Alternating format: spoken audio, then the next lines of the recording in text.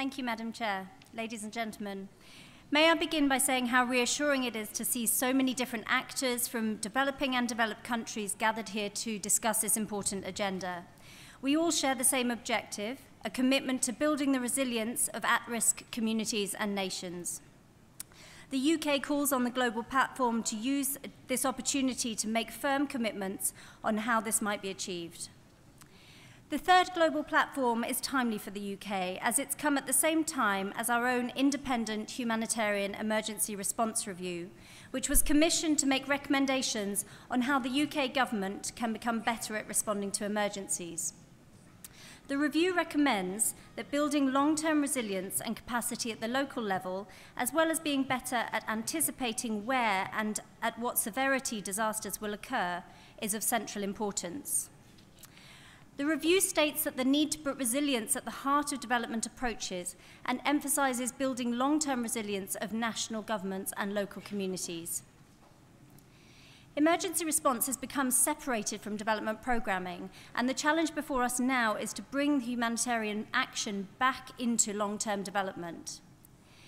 Building resilience will require a step change in how the aid community responds to the increasing development challenges of the future.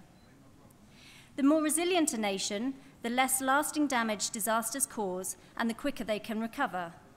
Resilience is about being prepared for disasters and having good systems for responding to them.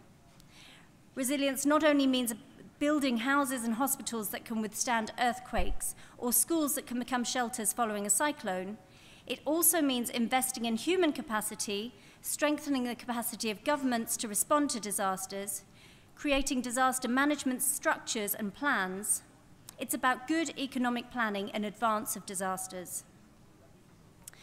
Of course, governments have a key role in all of this. Where governments are willing and capable of building resilience, then the aid community should help. Investing in resilience will clearly save lives and money in the future. The UK's Humanitarian Emergency Response Review emphasises capacity building at the local level to both increase community resilience and to improve disaster response. Traditionally, communities and local civil society organisations are the first line of response to natural disasters. Building their resilience and response capacity has the potential to save more lives and to be more cost-effective in the future.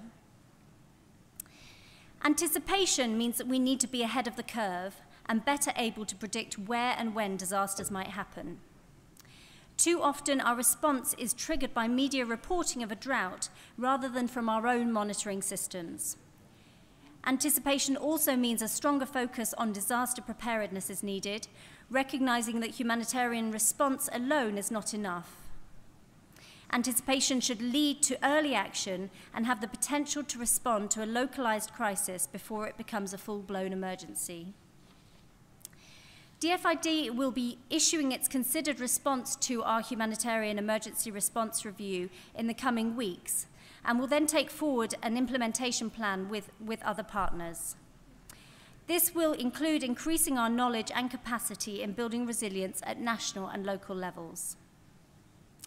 To conclude, showing value for money in the way we deliver results is very high on the British government's agenda. There is an increasing body of evidence that investing in DRR activities before a disaster happens costs less than a full-scale emergency response. For example, a cost-benefit analysis of DRR activities in Malawi found that for every dollar invested, project activities delivered net benefits of $24 to communities. This is a remarkable finding and an example of how we can make the case to invest today for a safer tomorrow. Thank you very much.